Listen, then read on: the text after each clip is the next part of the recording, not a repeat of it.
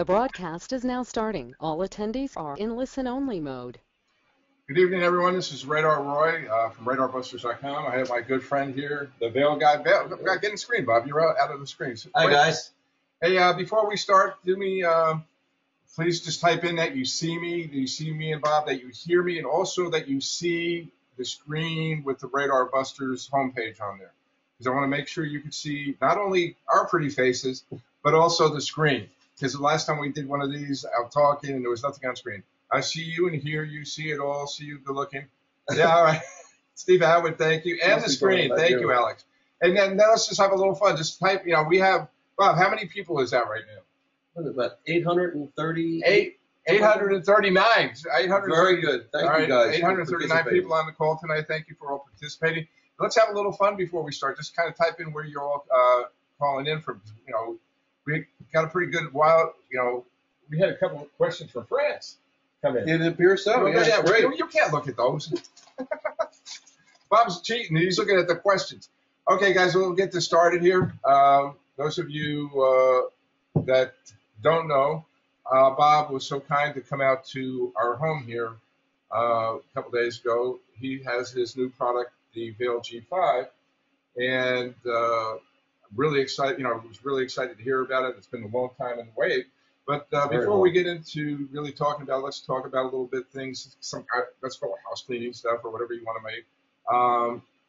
We have the main website here, Radar Busters. Some of you may or may not know.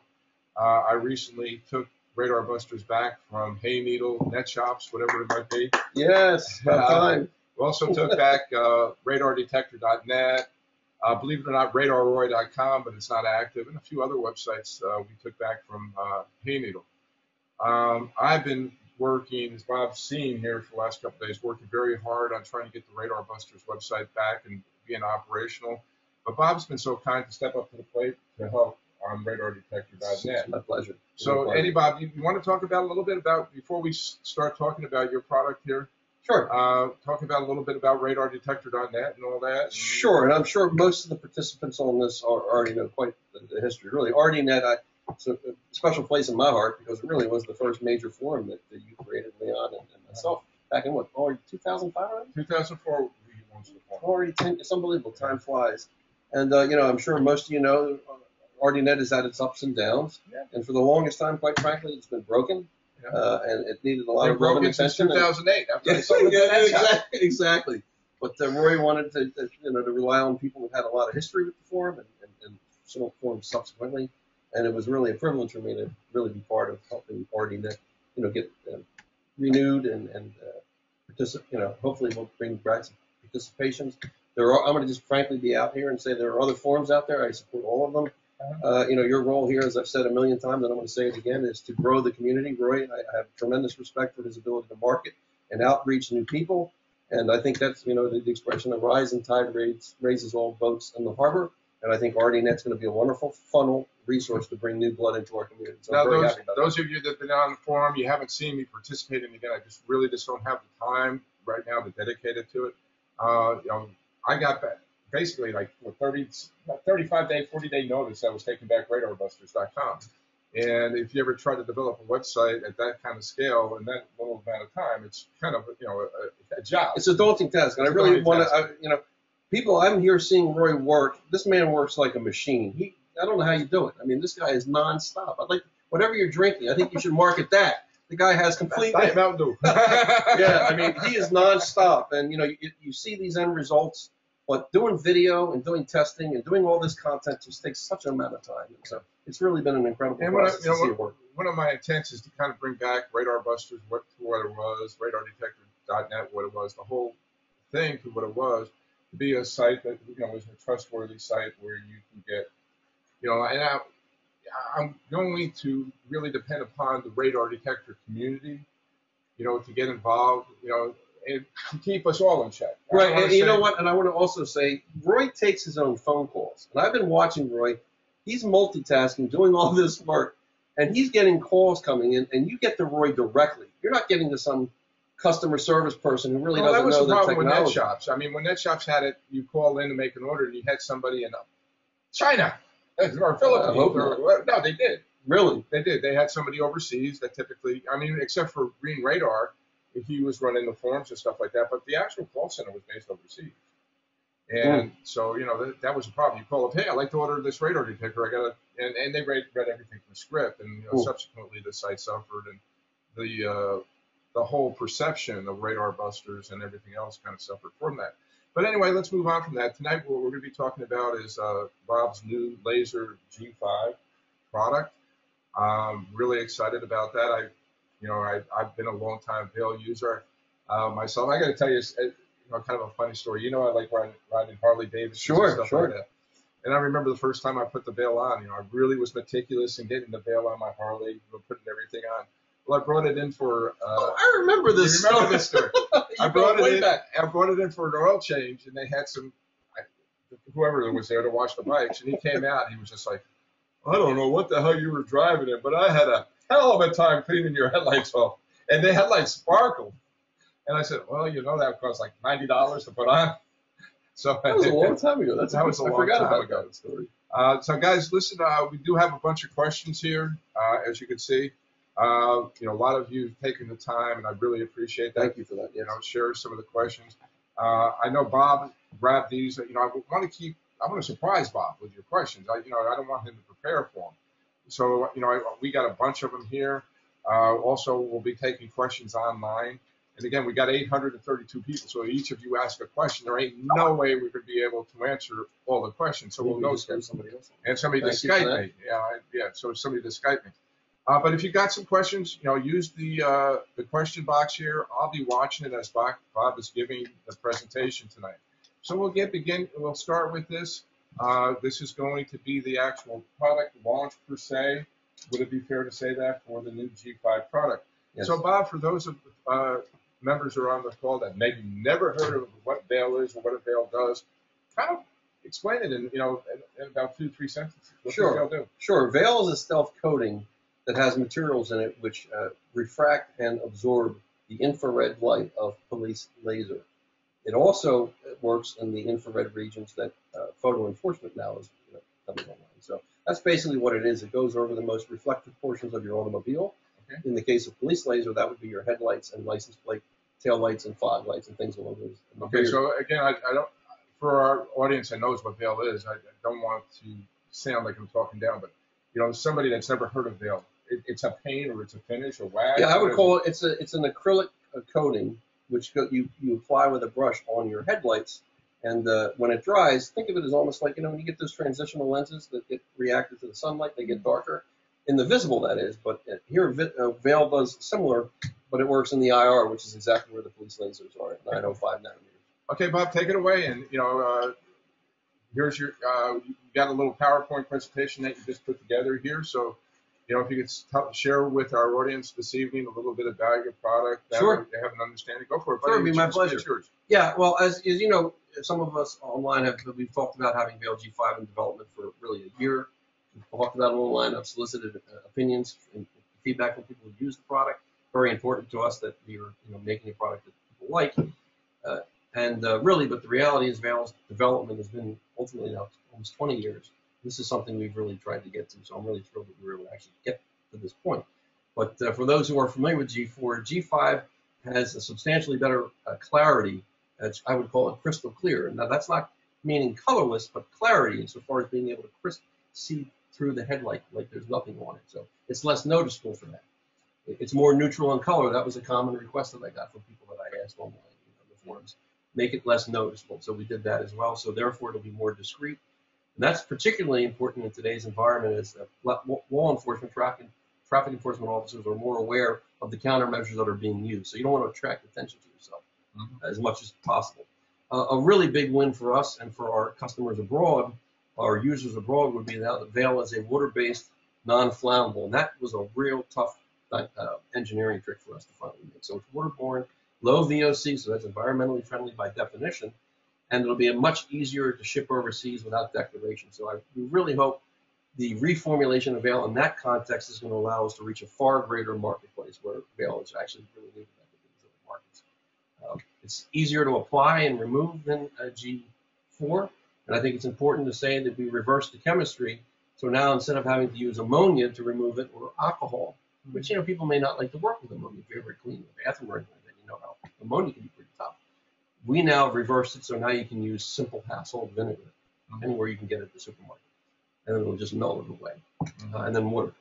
Okay. It's faster dry time, and it applies like a plain G4 sort of ran. If you remember how we did it, you have to run it. It could be a little bit of a mess. That was a pain, frankly, and it took us a long time. But now Veil is a little heavier in viscosity, and you can just apply it all with a brush, and it really doesn't flow. So it's going to be a much easier, cleaner application. You're not going to really have to take the product off as much as people tend to do. So these are the major improvements I think G5 over Bob, G4. those of you that are watching, you might notice we got like 3 monitors in here. And what I'm doing is when I'm looking over this way, I'm actually reading the questions coming in. I'm really kind of blown away where people are calling, are from. We got Phoenix. We got a bunch of people from Phoenix. You got a lot of people from Pennsylvania, your home state, Vancouver. I hope Christian is online from Chile. Big hello to Christian if you're out there. Bakersfield, Memphis, Milwaukee. It's cold up there. Oh yeah. And again, we just got tons of. I just share this real. Thank you. That'll be. These are all the questions that are coming in, and just like. Wow. Lots of questions. It's amazing. But okay, Bob. So I was when you came here, we had Ted, and I'm sure Ted's going to be on. I'd like to maybe get Ted involved in here. Ted, if you're on the call, could you kind of raise your hand up on the call? Or I'll look for you while we're going. But Ted came out here with his right Corvette, and we did an install here about a little over a month ago with Ted. Put a blinder laser jamming system on his car. Help him do that. And the C7 Corvette, you had the opportunity to see, but he's very, very particular. I mean, yeah, as you would expect any major car collector. Yeah, he owns very 12 cars. And he would be the last person in the world that I would thought that he would be approval. I can understand that. Sure. But he heard about it, he saw it, and he says, "Man, yeah, let's put it on here and test it." And he loved it. And quoting from his video yesterday. He said basically it modernized this car. If you remember, it kind of had that smoke. For a C7, that's quite a leap. Impressive. So okay, good. Now how effective is Veil against all these lidar guns and stuff like that? Yeah, well, Veil, frankly, the capability of Veil is really dictated in a large part by the type of vehicle that you're driving. So let's make this very clear. The cars, and I saw a question from Pointer Cone if he's on here high. About why did you test on these 2 Corvettes? I'm just going to get this out here. It was just a coincidence. In fact, I didn't even really know Ted was going to be here, frankly, and I didn't even know he had a C7, so I thought it was quite interesting. But historically, Veil has been tested on cars of variants, oftentimes even with my car, BMW, silver, sedan, very tough to club. So I forgot what your question was. Pardon me. Is it effective against? Oh, yeah. Look at the screen, yeah, Bob. right. Thank you. Sorry about that, guys. We've been working really hard the last few days. Veil is effective against all police lasers, and particularly these new variable and random pulse rate lasers that are now becoming standard new offerings from Dragon Eye, Laser Ally. That's going to be very well known online. Now LTI is getting in the game. I've seen those guns thanks to Routech. The True Speed SX, SXB, SXR, I believe these are pretty fantastic guns. And then what's the other one? The Stalker XLR. Very, very challenging gun, these guns. So Veil is effective against those guns. We're not trying to destructively interfere like a laser jammer does. We absorb all those pulse rates no matter what they are. Veil will do it. So they're really playing to our strengths. Also, there are no jam codes. Since Veil is not an electronic countermeasure like a jammer, there's no jam codes that are being produced. So jammers seem to be having a little bit of challenges with those. And to my knowledge, there really are no known specific legal restrictions on using Veil, particularly now that it's going to, we'll be talking about that, protecting against the damage from sun and things like that. We're going to get to that in the future. So these are the main 3 points that I'd like to share with you about these G5. Now, this is something that really, really impressed me, Bob, is your effectiveness with IR cameras. Can you explain what that is? Yeah, and frankly, even G4 is also effective. And I've seen some questions here. We talk a lot about 904, 905 nanometers. That's right where the police laser is, very specific wavelength. But actually, Veil is what is called a broadband IR absorber. And a lot of this IR photo enforcement is trending towards Veil's strengths. And 850, 940, 950 nanometers, these are all in the sweet spot of where Veil works. So you can see here with Roy's PowerPoint, here's a picture of Steve's car. This is a person online that we know. I won't say his handle, but this is his vehicle. And you can see this is an Ohio plate on the front of his vehicle. We did this with the Gen 3 night vision military spec grade IR device, which is extremely sensitive. And you can see his plate is entirely unreadable as a result of that. So the trend right now is to go to IR photo enforcement because it's more discreet. There are no flashes. It's not distracting. It can be used in better, more inclement weather. So it's the direction that all these photo enforcement cameras are Would it going. be correct for me to say that the majority of the cameras today are not IR, but they're newer ones that are coming out are? It's quite honestly, it's difficult for me to put a number on that. IO photo enforcement is going to be, it's just really difficult to quantify that. And it's been used abroad a lot longer now than I think it has been in the U.S. So it's very difficult for me to get a handle on actually how many are. But I look at this as a future, ongoing thing. And again, it's not costing you anything. You're just getting this as an extra benefit. Now, I've been taking a lot of the questions over the last 2-3 weeks since we announced it, and there's been a couple of questions. I don't know the answer to this. Okay. I don't know if you did. Is there any way to really tell if a camera is IR or just a regular camera? Just by looking at it? Well, that's a good question. I think the imaging systems of cameras that work in the visible have big flash systems, and I think that certainly indicates that that's going to be a visible operating system. The newer systems that I've seen, based on the ones in Europe, I think the PulseScan, we're going to talk about that from Vitronic.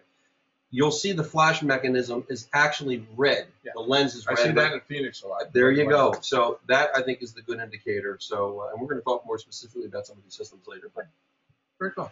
Now, there's a third benefit here, Bob, and that's, Yeah, this is something that you've probably seen a million times when you drive on the road, and it's frustrating. The headlight housings of the past, as they've engineered them, it was new chemistry. We went from glass to plastic. And, what happens is with these older materials, over a period of time, and I've even seen it on my brother's Mercedes. I mean, it's unfortunate on a high-end German sports car, you're getting this yellowing and clouding of these lights. In fact, Pep Boys has a service to do restoring them. Other dealers will do that, but it's a common thing. And this is due to basically two things: long-term UV exposure and oxidation. So the nice benefit of Veil is it's like a protective coating that you put on your light, and it slows and reduces the process of that. So consider it like an outer protective armored shell. Okay, cool. Let me see now. We spent some time out here. You came out here to go through the application process. Sure. So let's talk a little bit about how somebody goes about applying Veil. When they order it, what's shipped to their door? What do they get in the box? Sure, and I'm going to also talk about G5 versus G4. If people have used G4, it was a very large package, a lot of air and space in it. It was a big package to work with. So we're simplifying as we speak. We're we're streamlining the package, so it's going to be more along the sides of like an auto polish container, so it'll be a little bit less, more efficiently packaged. But you're going to get the inner container, which will have the Veil material. That's going to be a special seal. It's called an induction seal, which really keeps it protected from spilling and things like that. So that's good. You're going to get a couple applicator brushes that we provide. They're currently American made, and I'm very happy with them. They're 2 foam brushes, and you're going to get basic instructions, and that's pretty much what you get with it. Now, your brother Chris came out here with you, and I'm just going to. He's camera shy a little bit. So. He's camera shy, but I had an opportunity to discuss this. Chris is part of your business. Yes. And the best way to put, Chris is the numbers guy, right? Yeah, I'm the inventor. I'm the crazy scientist, and he's the business. He's got a head for business. He's the business. He's crunching numbers. And one thing he shared with me, because of this new process, the cost of the product increased significantly. Your cost, all right? And before with G4, you'd get a can, you could do 6, 7, 8 vehicles. Now, the price on the Veil went up, but is it fair to say you're not going to get a can that you could do 8 vehicles? It's more. Well, it's not so much the cost issue. Yes, we had cost of materials to take us where we are now. Challenging, and the paint companies have the same problem. Moving to a waterborne solution. I know there's some polymer chemists out there. I think I know that. You understand how difficult it was to transition from solvent-borne systems to waterborne, and Veil went through that same process. So, but really, the reason that you're seeing that Vail is going to be working with less, or you'll be able to apply less vehicles, as Roy intimated here, is because the product is actually thicker. It's more like the viscosity of a conventional paint, and that's why it doesn't run. So really, it goes to the easier and improved application more than anything else. That's really what that's all about. Now, I was very, very impressed with the app. These are just some photos from yesterday from Ted's car. Yeah, this one looks a little blurry. Well, if you point to it, they're not going to see it. So you have to explain what you're Oh, yeah, at. I'm looking. Are they seeing the same thing that I'm seeing? You're seeing the same thing. Okay, so you're looking on the left side below appearance. This is Ted's beautiful C7, and it just looks a little blurry, I guess. But you can see, I'm hoping, even with this picture, you can see how crystal clear and smooth this application is. And you almost really can't even tell that it's on there.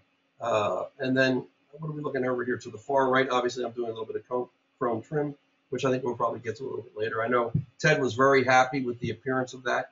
He liked, gave it a little bit of a nickel. Remember, he was very impressed with that. Thank you for that, Ted. And then this is the picture of the plate with one coating of Vail. And we're going to get to the application a little bit more specifically about that. I think some of these questions. Now, to be just totally honest, this is Ted's car. That is not Ted's license plate. Yes, don't be doing any background. So you're going to be okay. Let's find out who Ted is. That is don't even say where it. Okay, we're not going to say where it came from, but Ted's license plate looks identical to that, right? Yes. So don't go spying on Ted. All right. Now, well, you want to tell them what we did? We actually went into a parking lot. We took somebody's plate without them knowing. We didn't do that. Okay. All right. Tell them how long this stuff lasts, man. Yeah, Vail, we are expecting to see, and it's going to vary based on where you live, of course, and the weather conditions. So, where I'm in Pennsylvania, we get some pretty brutal winters. I understand the next winter is going to be even more brutal than last, which I find that hard to believe, but it's going to be the case. And if that's the case, you're going to have a lot of salt and stuff like that. It's not going to last as long because it's going to be subject, I think, to abuse. More so out here in this area, you're going to get a much better application because humidity and things are much more stable. So you're talking about 8 to 12 months of what you expect. Now we have Ted here. So we can bring over. Hi, Ted. Ted, I'm going to open up your mic. You. Let me go back to Ted's car here, and I'm going to open up Ted's microphone here. This is unplanned, but I'm going to unmute Ted. Ted, can you hear me, buddy?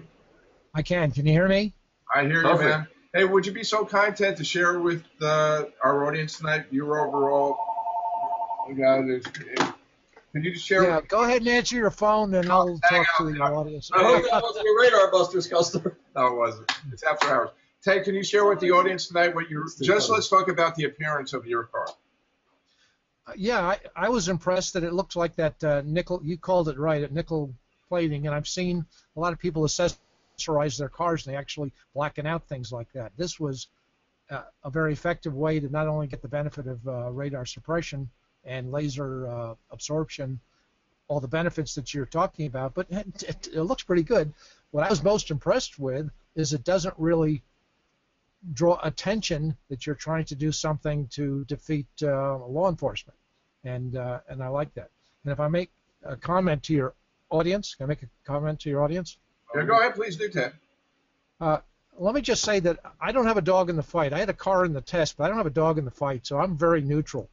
And I think your audience, the people who would be tuning into this broadcast, are people who are either getting a lot of tickets or have a lead foot, and they want to avoid getting tickets. And personally, I know what it's like to be painted on radar over North Vietnam, so I always want to be protected. But there's a lot of people out there probably also are high-performance drivers, and it's a nice feeling to know that if you inadvertently exceed the speed limit when you're not paying attention, this thing takes care of that indication. So I was very impressed with the test. Thank you, Ted. We'll bring you back on. I'm just going to mute you right now, but we'll bring you back on when we talk about the test, because I'd love to get your input about the your input about the test. So anyway, we were talking about the typical application. I know in past that you say, hey, you could keep it on forever and ever and ever. Why the 8 to 12 months now, Bob? Any particular reason for it, or is there, why would you recommend somebody to kind of? Well, I think more than anything, Vail will tend to wear, just as like anything that you put on the outside. You do your deck. How many times do you do your deck? Oh my God, yeah. Right. I live in here in Arizona. So it's basically the same time. If you had a deck and you put a protective material down, it preserves the wood and so on. But you generally do that application once a year. And so over time, especially out here where it's dry, you're going to get those little stone bits and things like that. The upside shot of that is it's easy to remove and replace veil. It's not as easy to remove or deal with the headlight housing that's been finely fitted, and I'm seeing that often actually. So it's a small price to pay, but I think 8 to 12 months it will be comfortable. Your mileage is going to vary where you're driving, so I think that's a good rule of thumb to follow. Now, Ted might want to discuss this a little later. We've actually veiled Ted's car twice, and the first time we veiled it was a little hot. We actually did it in the sun. It was too bright, and so we moved it inside the garage, and you removed it. And I was blown away. I remember with the oil veil, you had to get some ammonia, water, wear rubber gloves. Well, it was vinegar, Bob.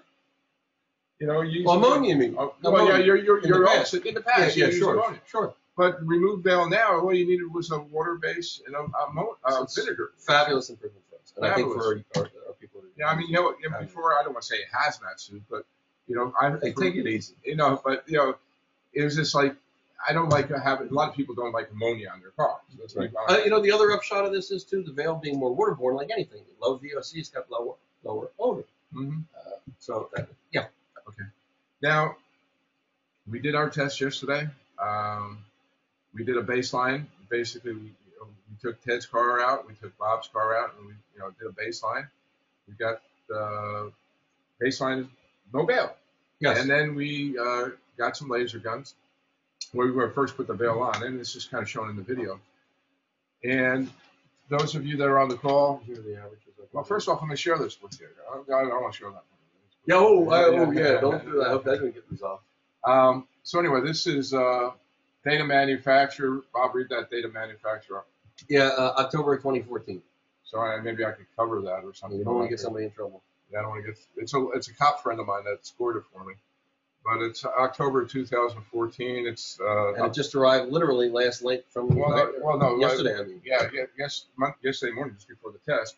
And I know Ted was unhappy, but anyway, this is and it was a cool test because we had a black card and a red card, so you could see the differences in the color. I'll ask Bob, Sure. And that was the first test of its kind. Something I've been anxious to really know is of two identical cars, what impact does color really have? And that's the first time I ever saw it. And actually, guys, it just happened by coincidence. The 10 happened to have a C7 as well. I couldn't believe it. So anyway, we did the Stalker LTI 2020, Custom Pro Laser Atlanta, of course, the Dragonite. And Bob's brother has been so kind, and I'll share with you, what the actual average of reduction of range was. But Bob, you want to talk about the Sure, and again, I'm going to just quickly go back to the question: why did you test the best? It was by happenstance. There are plenty of tests out there by Silver BMW on people's cars. So just the caveat here is the Corvettes are really a pretty low-profile car. The car itself, the shape of the car itself, is very conducive to laser. So whenever you're buying a new car, just consider that when you're in a police laser, the type of car or color. But be that as it may, take the shape of the car out, truck, vehicle, motorcycle, whatever. If a headlight's going to be on there or a license plate, you can range it pretty much at the limit of the course. In this case, I'm looking here at the red vet. I'm looking at these numbers. You can see, other than the Laser Atlanta, I'm seeing there's a little bit more on the black vet. That's just a run, and maybe on the Custom Pro. That generally, you can see the red vet had a little greater targeting distance, and I'm figuring about 20%, give or take, or somewhere in that range on average. So you can see a little bit of the impact that the color has on this car. Now, granted, Ted's car is a darker red car. If you had a yellow or a white car, I think, or a metallic silver, those numbers, would even be higher. But you're looking at basically a range of about 950 to 1350, and 1350 is probably about the limit, 1400 about the limit of your course. So that's on the baseline. The Airstore is 2,400 square feet. 2,400. Yeah, but you do have that little bit of a dip. Right. Yeah. So it's about I think realistically 1,400. Now, you want me to comment on the other side? What was your reduction? Well, I mean, let's look at the numbers here that Chris, you can see the numbers. The numbers speak for themselves. Well, they don't see the numbers, all right? We'll do the averages. I'll read some of these off. I'm just going to, it looks to be the average, if I understand my brother's math, and he's very good at it, was about 71.6%, and I'm looking at the paper, sorry about that, 71.6% reduction on these vehicles on this day in these testing conditions. which really translate to. I mean, thinking about the percentages, let's make it more real. And what does that mean for you as the driver? Well, you're going from 1,300 feet in circumstances to 300 feet. I'll pick the higher number. I don't even have to go to the 100 number. Let's pick the highest number, 392 feet, 394. So you're talking about, anywhere from 400 to 900 feet, and you're figuring about 70, 80 miles an hour. I don't know what the calculation is, about 100 feet per second. If you only had Vail only, you'd be afforded about 5 seconds or more, 9 seconds of reaction time if you were being targeted. And frankly, if you can't slow down in 3 seconds, to trim 10, 15 miles off your speed, if that happens to be what you're doing, I hate to say that, you deserve a ticket. So in every one of these circumstances, I say that you would have been afforded the time to slow down without. Okay, now I'm going to, okay, gosh, right now we're at 972. Wow. Thank you guys for the participation. Ted, I opened up your mic. Ted, what are some of I'm on. You're on.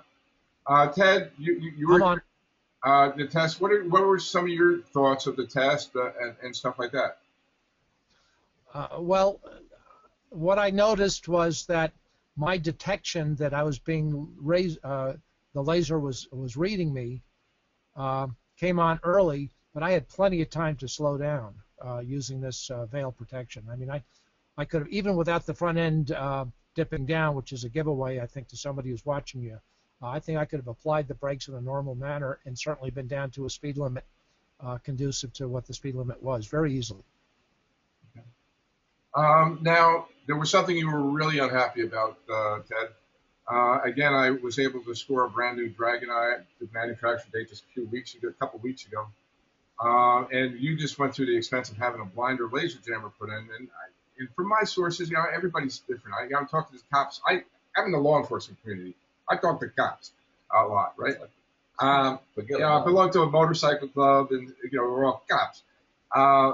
So anyway, that's one of my motor officer friends was able to score for me, and he was told that there are up to 12 different algorithms for the laser for the Dragon Eye. I don't know if that's true or not. That's secondhand from him. The one that he scored, he called through his department, or ordered it through his police department, and he made it clear that he wanted the newest algorithm. And then it arrived Monday, and I'll be honest with you, I was hoping to jam Ted's gun so I'd be able to say, "Hey, it worked." It didn't, and Ted was a little upset about that a little bit. But it just comes down to the bottom line. But hopefully, Blinder. I shouldn't say hopefully. I know they're working on it. And I wouldn't single out. Yeah, no, I wouldn't single out Blinder. They make a great product. Yeah. We all know that. But the reality is the game has changed. Yeah. So now these jammer companies are going to have to work hard, and I know some of them are really doing that, and and some of them are having a tough time. Whatever. They're gonna. It's really going to be a cat and mouse game. What is that? A cat and mouse game that's really going to have to be stepped up, and these jammer companies are going to have to be committed to it and really work. If they're not committed to it, they're not going to survive. They're not going to be in business anymore. Right, and unfortunately, Laser Interceptor, just to name one. I'm not again not pointing anyone out in particular, but I am in this case. I think they've had a couple of years, and they've had difficulty. Now, hopefully, they'll get. Well, and again, I don't want. They are working. I spoke with Cliff. I speak with Leon. I speak with other people out there. They are actively working. When you've got to come up with 12, if it's true, 12 different things. And some things I've also been told is with the Dragon Eye that they mask the version number. So that's right. You have 2 version 3s, and then when you do the pulse rate, this has got a different pulse rate than this one, but they're both version 3s. How's that work out? So they're trying to make it very difficult, and kudos to Raltec that are out there doing what they're very doing impressive out there. testing group. They're you're keeping us in check. People have websites to sell this stuff. You're keeping the manufacturers in check. So really compliment you guys for what you're doing. Integral part of this cat and mouse game. So my hat is off to you guys. So Ted, there's any closing comments about the test before we move on? Not about the test. I thought it was very well conducted and very unbiased, and I was impressed with the way you conducted. That's credits to Radar Busters and the way you do your products. Well, thank you. Thank you very much. I'm going to keep your mic open, Ted, in case you want to jump in there. Now, somebody, some of you guys that might be interested, hey, I want to buy this stuff. We're going to be giving, Bob's going to be giving away 5. You might make, I don't know. Oh, yeah, 5. Don't steal my thunder. Yeah, but no, All 5. right. That's Up to 5. So anyway, those of you that are going to, now this is not going to be packaged.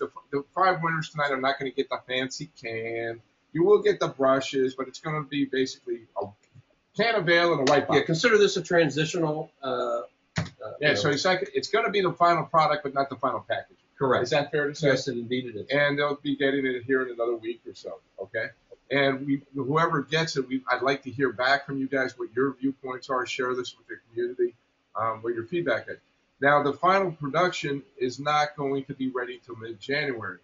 That's our target. That's your target. Yes. You better make it because I'm going to. Oh yes. Okay. All right. Yes. All right. So anyway, the veil is We're going to gonna cost $97.97, the retail price.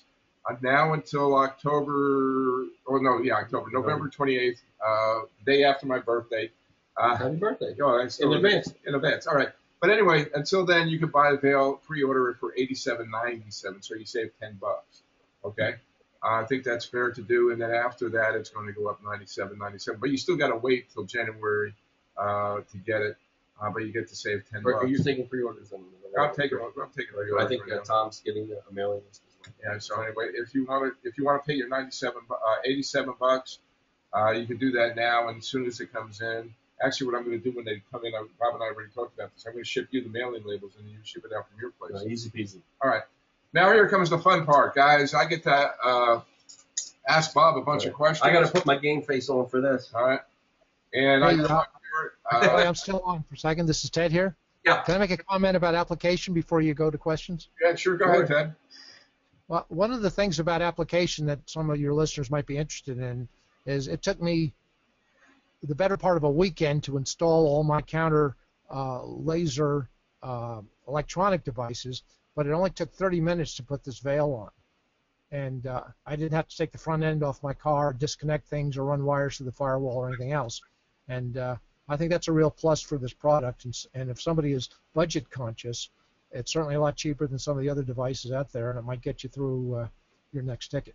Thank you so very much for that observation. Now we're going to try to get through as many questions as we can. Typically I try to get over these in an hour. I'm sure we'll probably go over that. Question from Don Dezen: will car wash affect your product's ability to hide my plate number? Or I'm not sure what. Okay, so he puts veil on. He gets his car washed. Would this reduce veil's effectiveness? All right, may I see it? No, you cannot see it. I read it to you. Okay.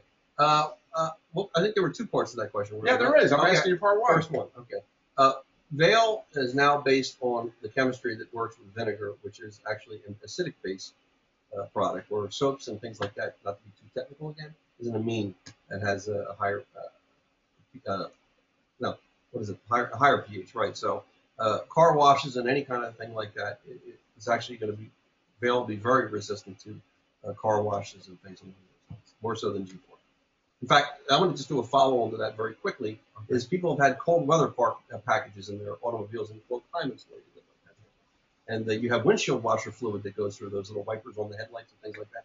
Well, veil will be hardy to that now. It will not break down. As long as you don't put vinegar in there. Well, no, right. As long as you don't put, Windex, no vinegar, please. Okay. Can this be, I thought this was a good question here too from Don. Can the veil be used on the reverse side of a plastic cover? Yes, as a matter of fact, you can. And then, of course, that would tend to make it more hardy because, it's not completely exposed to the outside. But the thing I do want to say is that depending on the type of plastic cover that is, the plastic itself can have a glare. And you know what I'm talking about when you see that. If sun hits it or something, you can see a glare. And in that case, if you're seeing a glare and laser hits it with a glare, you're going to get the scatter or coming off the glare from that. Splatter. Splatter.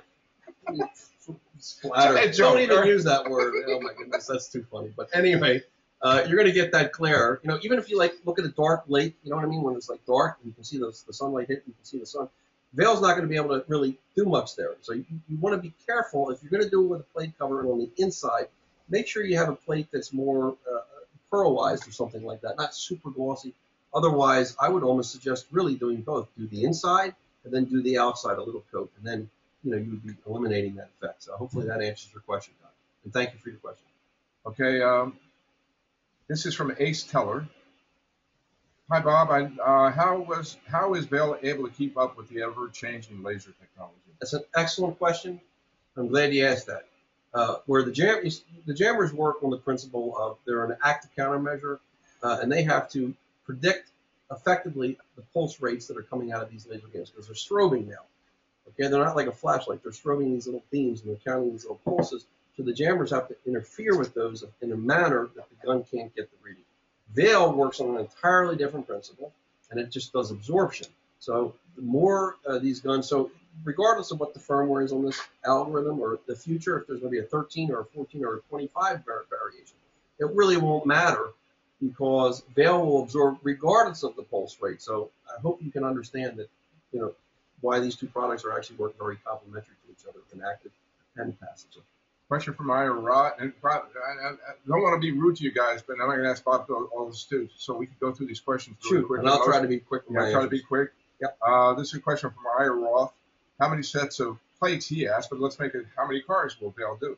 Yeah, well, given that Vail is higher in viscosity than the older version of Vail, a G4 that is, you're not going to be able to apply as much. And that's actually a very good thing. We actually found that G4, we over-engineered it, and we really provided more than was needed. A lot of times it went extra excess. So with G5, I'm thinking about 2 to 3 cars realistically, and that's the front and the back and the plates. And to this gentleman's specific question, I'm going to, if you didn't do anything except the plates, maybe this gentleman's a professional installer, which we can talk about a little later, you know, works. I'm thinking perhaps 10 to 12, maybe 14 plates. And it's also going to be dependent upon the type of plate. So if you have a motorcycle plate, you know, they're smaller. The European number plates tend to be very horizontal and longer. And, you know, then you have the standard plates here. So it's all varied based on that and how thick it's applied to. Now, Chris is sitting right next to us. Chris is going to be, he's jotting down names as we go through this to select who's going to be getting the free cans of ale tonight. I want to thank you, Chris, for all right. Robert LeBlanc, can you spray on Vail? Bonjour. Can you spray on Vail? Yes, it can be airbrushed. It may be a little bit more difficult than G4 because it's thicker. So, but anybody who's a professional applier, and this again, it could be another professional shop that's answering. It seems like our friend is from France. You may have to thin it down. I know some people have done that, so maybe a little bit of an alcohol or something. You know, any paint shop would probably do that to make it the right viscosity to go through an airbrush gun or something along those lines. But yes, it can be sprayed. This is from John Artis. I don't know if I'm pronouncing the name right. He's been a long-time Vail user since 2009. He wants to know. Thank you for that. Basically, you know, a police officer shoots you with his laser gun. Is there any kind of signal strength meter on the laser gun or anything that indicates to the officer that you know it's not working, or you know? I'm not sure. What is the signals level of the laser return signal on a non-stealth laser Vail? Okay, I'm not quite exactly sure. Signal strength sounds more like a radar question. Yeah, frequency. there isn't one really on laser. No, it's really with light. In this case, it's more. I call it attenuation. And I know there's been some confusion. If it's for someone who watched the video, Roy indicated like a 70% attenuation. Actually, he was referring to the targeting reduction ranges, which we were talking about 71.6. He was pretty close to that number, by the way. Okay. So the attenuation of Vail, you have to think about this too. It's a double attenuation, meaning the light comes through the light. It's actually refracting a little bit as it passes through each interface, not to get too technical, of the coating and the lens itself. So you're doing that, and then you're reflecting back twice. And when you reflect back twice from the headlight housings, you're getting an attenuation really, literally, that's 99, greater than 99%. And I know that precisely because we have a spectrometer in our office, you know, in our lab, so to speak, to do that. So the attenuation is really what's driving. Bob, I think you're going to freak out when I read this name to you. Oh, really? Glenn Beck. Oh, wow. Hey, Glenn, big shout out to you. One, but and I bet you Mr. Beck is very much against the photo enforcement and all this mass surveillance, so I can't believe it's great. It's an honor to have we don't you know on if it's this. a real Glenn Beck, Well, but that's his name. I'm going to assume that. So big shout out. Maybe we'll hear him on the. How long does the Vail coating last? Well, as we said, we figured 8 to 12 months is a ballpark. And again, it's going to depend on where you are in the country. So, you know, if it's in a harsher environment, your eyes are really going to tell. The sun's not going to really deteriorate the performance. So I don't want you to think, well, you know, you put it on and over a period of time, it's going to decrease in performance.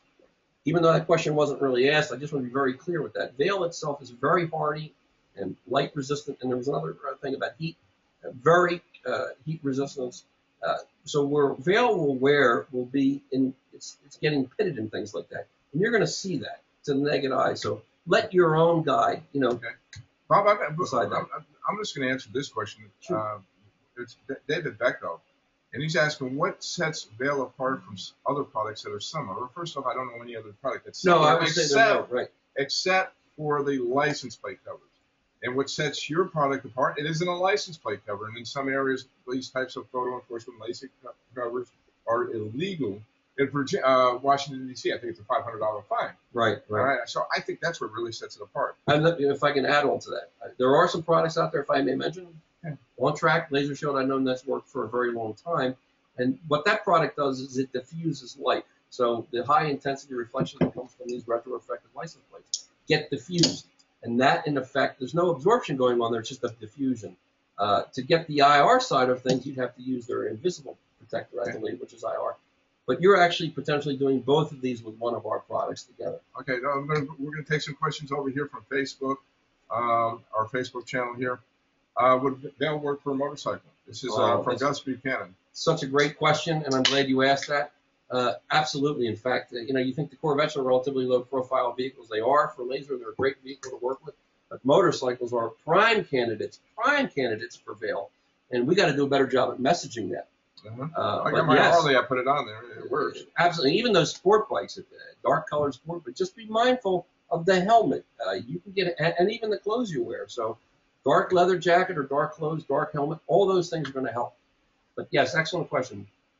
Well, I think this is a question for Freddie, and he's asking what makes it apart different from G4, G5, and I think really answered that this is water-based.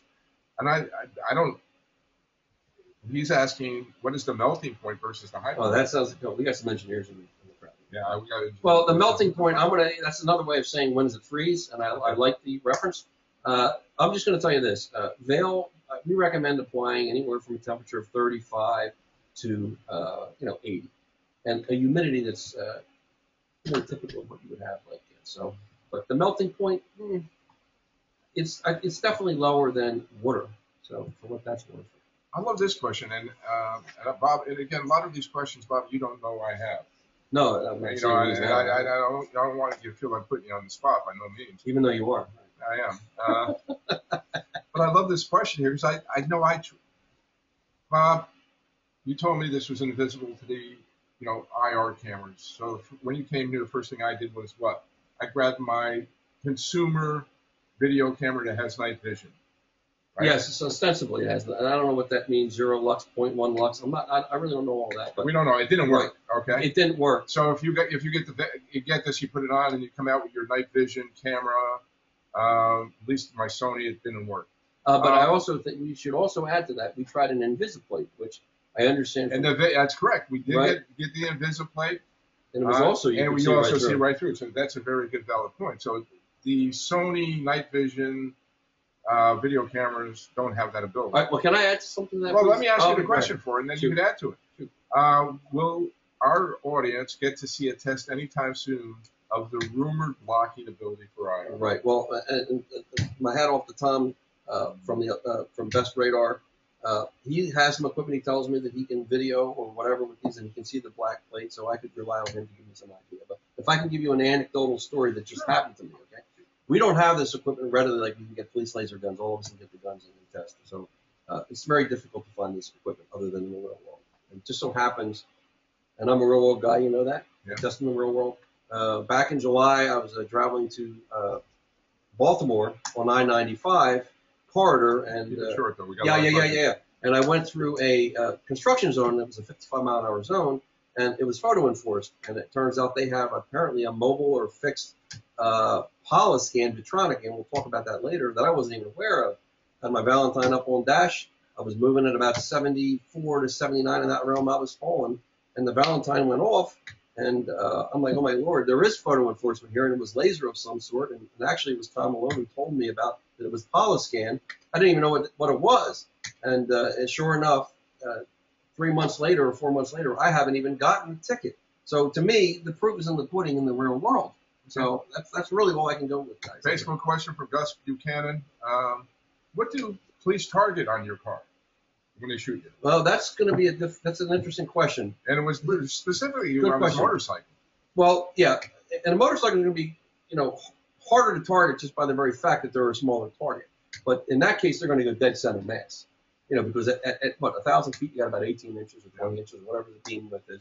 They're going to be pointing that reticule right at the center of that motorcycle, and of course, the most reflective portions are going to be the directional indicators, and the main headlight. But on a vehicle, it's mostly it's going to be, again, at those distances, they're going to be painting the whole front of the car. The whole car is going to be. But as you get closer in, they're going to be going to the headlight or the. I'm going to go back to my own law enforcement background. When Sure. I was out there shooting laser and radar and stuff like that. How was that noise? Anyway, I used to shoot the motorcycle helmets. I don't know. Sorry. Yes, my computer made a really sounds like a weird Windows noise. device. Yeah. I used to aim for the helmet. Yeah. Well, I'm going to just touch on something here. Sure, go ahead. And this is really true. How long have you been in this game now, working with defeating laser now? It's been about 20. No, 99, 98, right? You're talking about 16 years. Yeah. A lot has changed. Now, we already know about the new guns are getting more advanced, and we all know that. But something else that's really happening is that law enforcement is actually now familiar with these countermeasures. And I put bail in that mix, too, to a lesser degree than jammers. And they're specifically being trained to target in a way that makes it very hard on the jammers. So quite honestly, when you look at these tests that are taking place, with all due respect to any of them, officers can be trained to really target to defeat a countermeasure. And I'm not going to go into the specifics of it. The most senior members know exactly what I'm talking about, and the ones who are targeting know what I'm talking about. But they're getting very creative in their way to actually target to defeat. And I think, again, it makes even more of a reason why you should be using Veil in your arsenal of countermeasures. I'm not just saying either or. If you throw everything you can at it, and Veil is just going to be another piece, and that's what I do. Now, Mathis is this is from Mathis Buchan. I can't pronounce it. Baucum. He's taking names. He asked a ton of great questions. But Yeah, great questions. Great. But unfortunately, everyone was answered here. He's from Seattle. He's been running the 9500 IX for a couple of years and recently bought a blinder. Has been considering putting the Veil to complement the blinder. And he's really excited about the new G5. And I think he already went over the benefits and everything. But is there one tip, because he took all the time, answering. Sure. Anything you want to recommend? Anything in Seattle or anything that specific to his application is 9500? Or let's make it just specific to you. I know a lot of people on this call tonight, and I'm really going to compliment Ted because he brought this point up. A lot of people on this call tonight may not be able to afford a laser jammer. Here you're talking $500, $600, $700. It'd be $1,200 if you're a four-head system, plus the installation Sure, costs. and get all that. So with Veil, do you need a laser jammer? Well, again, look, the proof's in the pudding. In my silver car, I make no bones about it. I drive with a jammer. I think they're great products, and even with the new developments here. I'm a big defense in depth kind of guy. That's never going to change. So I drive with a great detector, with jammers, and with Veil.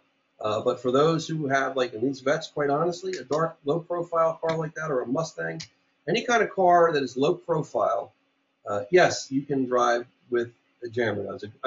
Without a jammer, with Veil only. Is it going to give you the ultimate protection in many encounters as a jammer could conceivably do? No, and I'm not going to even pretend to say that's the case. But there's certainly, and some of these tests are very much acid tests. They're going to get you down to 100, 200 feet. The reality is, when you're driving at 70, 80 miles an hour, you're covering 100 feet a second. So a 400-foot punch through, if you will, when you see these tests, really amounts to just a few seconds before you're on top of the officer. And then you get cosine angles. I'm not going to get technical about that, but yes. Okay, this is a question. I'm going to answer this. Now I'm going to read some of the questions online. And this question I'm going to answer from Mark Ehrenberg. If he pre-orders the Veil, is it going to be your card charged? Yes. There's no way I can say only charge on shipping. You press that order button, your card's going to be charged. Now, originally, when we started this, I was going to say, okay, let's make it Thanksgiving. I'll make a deal with you guys. If you want to put it into your cell phone, we only have, 150 of these cans available. Chris, how many 150? We have to ship out within 30 days. We're still in the process of the packaging and the whole nine yards to the initial, but I would say 150. Okay, so we're taking the first 150 orders. when that 150 orders run is all taken up, it could be Christmas. It could be because Christmas over there, jumping some numbers out. 150 orders on the pre-order. All right, once those 150 orders are gone, it could be 2 days, 3 days. It could be Christmas. I don't know. That's when we're going to shut it down. Getting a lot of comments about my vape. Yeah, I do vape. It's grape. If those of you, I've seen. What is that? What is that? Smokeless? Yeah, no, it's not smokeless. I'm trying to quit chewing. All right. I got a lot of questions here. Ryan, I'm sorry. We're going to kind of stay with. Wow, there are a lot of questions. There's tons of questions in here. Amazing. Okay. As it wears down, this is a great question from Alan Patrick. He's asking, as it wears, does a pit or come off, peel, or does it do anything like that, Bob? Well, again, it's like anything. And look in this camera. Pardon me. Yeah, like anything. If you're going to be subject to road debris and things like that, but it's not going to flake. It's not going to flake off. If that's the question, it's not going to flake off. The one thing I'm going to comment about that though is to give the best chance for Vail to adhere well is to make sure you thoroughly prepare your surface. There are some videos on this, and we'll talk about this, but I'll say it again. That if you have, especially with a car, if you wax it, you're meticulous like I am, you wax your car a lot, polymer or whatever finish. If that's all in the headlights, or you're going through a car wash, going back to that gentleman's car wash question, and you get a wax and all that stuff, and it goes all over the vehicle, and you put that Vail down, even if it's going to adhere well, better than G4 for sure, my recommendation would be to strip that stuff down with another wax cleaner on those headlights and give Vail the best opportunity to adhere to your headlight. You go through that extra step of precaution and preparation, and it's going to pay you dividends long term. Now, I didn't even mention this. I failed to mention this. Those of you guys who want to watch the video with Ted's car, just go to Radar Busters, go to the Help Guides area, and you'll see the Vail Gel G5 Stealth Coating Test and Review. And this was our whole video. I forgot to mention that. Okay, and you know what? Now that you did that, I'd like to mention this too, because this could spur on some more questions. We're going to announce our website. Now, quite honestly, it's a work in process, but I'm going to announce a new website for us, okay? Oh, yeah, go ahead. And we're going to do this here for the first time. So if any of you guys have on your computer and your browser, you can bring up another tab. Please visit it, and it's going to be Vail Stealth Coatings, plural. We also have the singular form of that domain, although it's not referring yet, but www.vailstealthcoatings.com.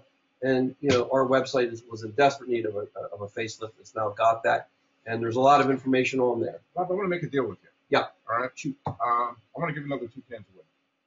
7. Lucky No, number I 7. want to give, and these are coming as my gift. All right. Wait a minute. Where's the Santa hat? Well, I see that picture of the Santa hat. But here's what, guys. After this call, you still have an opportunity to win 2 if you're not picked. Here, and JoJo's already done this. Okay. But this is the page. So if there's a question that you have, just come over here. We have a little comment area down here. So any questions? Amazing. If there's any question we did not ask, or if you just want to try to ask a question that's not been asked, all right? Radar cross section, laser cross section. But it sounds like he's a military guy. Yeah. Thank you for your service. But anyway, I'll be giving away 2 cans as my gift to our community for the best 2 questions, and that'll be within the next 3 days. Sound like a deal, Bob? Sure. So we're giving the 7 cans away during this call. So anyway, JoJo was so kind. He already made a comment on this. Yes. And JoJo's question online is, can Vail be applied to a clear bra? Yeah, interesting. Yes, and we know of people that have done that. But I think when you do this, you want to airbrush it. I don't think you want to brush it. I think it's just going to be as much as Vail is engineered to go on easier and smoother without, it's just going to be much nicer. I think your best bet would probably be to go to a professional or have a person who has that skill, to airbrush that on, and it gives you a nice build-up. And it would certainly work. We got another question from Joe. I see my friend Hijado de Acero from Chile. Hey, big mega shout out. Look over there. Okay. Question from Joe Nocell. Does a bra help with laser? A regular black bra? It's not a bra. Well, I'm going to assume. I'm assuming it's not his girlfriend's bra. I'm not going to touch that one. But yes, that's another excellent question. You got a sharp audience here. Yeah. Yes, a black, especially with a white car. That's an excellent way to help. Brilliant question. Absolutely brilliant question. Yes, if you had a light car that had, let's say, a bad profile, a lot of vertical surfaces, you know what I'm talking about, those types of cars. If you're comfortable with putting on a bra in such a way that you're comfortable using that, and then you do your headlights, and that's like a black bra, that is a big win. That's a big win. Absolutely. Excellent question. I remember we did some testing with that a long time ago, and that blew me away. This is a question, another question from Joe. Does law enforcement shoot you from the back, rear? Yes, they do, and it's lethal. In New Jersey, if you want to see where they shoot you from the rear, go to exit 12 on I-78 Jutland, and they do that often, and that's more common. So Okay. it's very difficult, even on jammers. We're going to extend this another 10 minutes so we go through some of these questions here because I'm just blown away. I mean, And you know what I'll do if I can say this? I don't know how many. I don't want to hit the 10,000 questions here, but are you getting emails from these people, or not even? I can save the questions. We could save the questions, and what I will try to do, what I can commit to doing, is I will take these questions because I value every one of you guys. I can't tell you how much you guys mean to me, and I'm very happy to be part of this whole thing.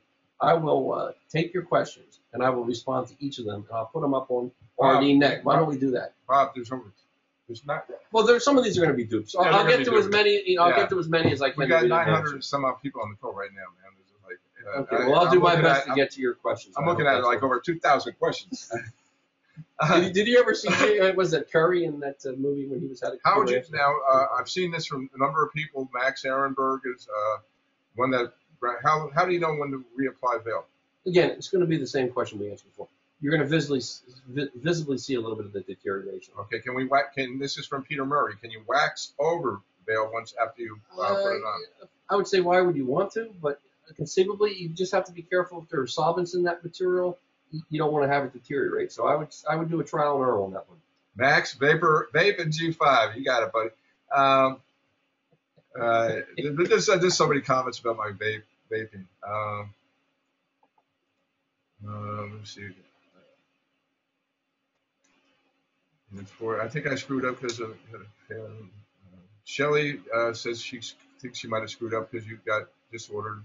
Shelly, if you just ordered and you got 4, just email me. I'll take care of you. And thanks for being a believer. I appreciate that. I have is it needed to veil over the red tail lights? I would. Absolutely. That's an excellent point. Anything that's reflective on your vehicle. And you know what? And this was another thing. You know, it's a great, because it ties into the whole chrome thing, and I Ted with your chrome. A great way to tell where your vehicle is going to be giving you reflection is to take your car at night in a place where there's not a lot of light. You take your flashlight and illuminate the front, and then walk and illuminate the rear of your car. Light is light, infrared, visible, doesn't matter. You're going to see where your weaknesses are, but most certainly your tail lights, your fog lights, your directional indicators, any of those things, absolutely candidates for putting bail on. I'm just going to go run real quick. This is a question that came in from Shelly from Facebook, and I'm going to go check the. I know I checked. Wow, this is like real time. There's your Santa thing. Yeah, that's my Santa. So anyway, Shelly from Colorado, she's asking about veiling your license plate and the chrome of your car. Bob, do you want to address that? No. The nice one important point about G5 is, and this is especially important, is it no longer leaves a residue like G4 did. This is another big win for us. It took us forever to get to this point, but now you can directly veil a license plate. You couldn't really do that before. And when it comes to veiling a license plate, and some of the more advanced chemists or whatever physicists out here will understand this, it's better to do 2 thin coats. So put veil down once. Let me go over here. Go ahead and answer. Yeah, and let veil set, let it dry, and then come back with a second coating.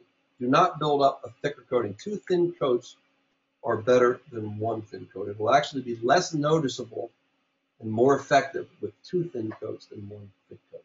So this is a question. I think this is from Laura High and Mike. They just go down the road from me, in fact. Laura, hey Mike, thanks for coming in.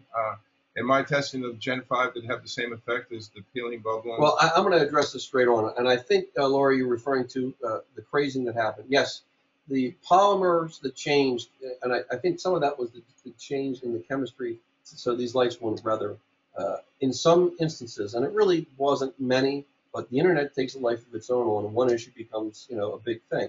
But it did have an impact on some. I know it affected Coopman's car. We took care of that. We replaced his headlights. But not only does it veil G4 cause, in some cases, if you go to the GM technical bulletins that they make available, like in the Cadillac, I saw this in the Cadillac forum, even car wash, they recommend them not putting on these lights. Can you believe it? Car wash on the headlight. So what we've done is we've worked very diligently to engineer out, and the low VOC, that's another reason we wanted to go to waterborne. It's more gentle on your light. Now, frankly, I can't test every headlight housing out there. I'm not going to pretend that I did, but we've tested on a lot of vehicles, and we had no issues. Let's go real. Does the license plate cover work better than Dale? Well, interestingly enough, if you do 2 coats, and I didn't all the scientific studies that give you this answer, but a license plate cover with veil, if it's legal, would be my first play, frankly. But if you're worried about a discrete use, I would put veil on 2 coatings. And I think a laser shield would be great. Or if you really want to try the what's that other product, the super protector, if you're interested in that visible side. Again, I can't speak to that, Roy. Maybe you can. And there was another question I know I saw. G4 used to have incompatibility problems with some of these optical plates that All-Track makes. And I'm very pleased to see that G5 is now very compatible with that. So you can get the best of both worlds. You can use like the super protector for your visible photo enforcement and then throw veil on it in the back, for example, if you wanted to, and get both for sure. So very, very happy about that. Hopefully that answers your questions. I don't know how to take this. James R. All right, I'm not a big fan of Rocky Mountain radar. Wait a minute, do we have it? No, I don't have it. First off, I offer a $50,000 reward. Anybody can show me. Oh, Mike Churchman's watching? Hey, Mike, good to see you, buddy. No, anyway, this is a question from James R. Will Okay. Vail work? Will Vail make his Rocky Mountain radar scrambler work better? I don't know how to answer that. It doesn't work. It's going to help. If you have a radar detector, it's going to the radar detector portion. Well, you see, help you out. The thing with RMR, they're claiming that they scramble, and I'm not going to get into that. We're not going to get No, into we're not it. going to get that. No. But to the extent that it can detect laser, and I ain't going to speak to the capabilities of that either. Vail will work like with any other radar detector, which is important. Detector, a good detector, and may I spout out some good names of detectors, by the way, since he brings up a detector or not? Yeah, go ahead. Okay, well, I'm going to start with the Valentine one. Everybody knows how big of a fan I am, okay? I'm sorry, you can't hear that, but the Valentine one is awesome. The Beltronics units and the Escort Redline are fabulous. Whistler makes a great CR90. The Passport 8500, or the new Passport. Okay, let's speed it up. Yeah, these are great detectors, so these are the ones I'm Okay, considering. Hussein just joined us, and he was hitting an hour before the came on here. Sorry to hear that. But he didn't get a ticket, I'm assuming, because he didn't say he got a ticket. Good man. I'm not with Citrus Car Wash. Would a Citrus Car Wash remove bail? Good question. My guess is if it has a solvent-borne component to it, yes, it would break it down. But vinegar is the easiest and safest to use. We'll take 2 more questions so we can stay under. White. This is from Charles Robertson. Hello, Charles. White Escalade, front and back. Oh, tough car, absolutely. But quite honestly, I'm going to recommend putting a Jerem on that. That's going to be a tough vehicle to play.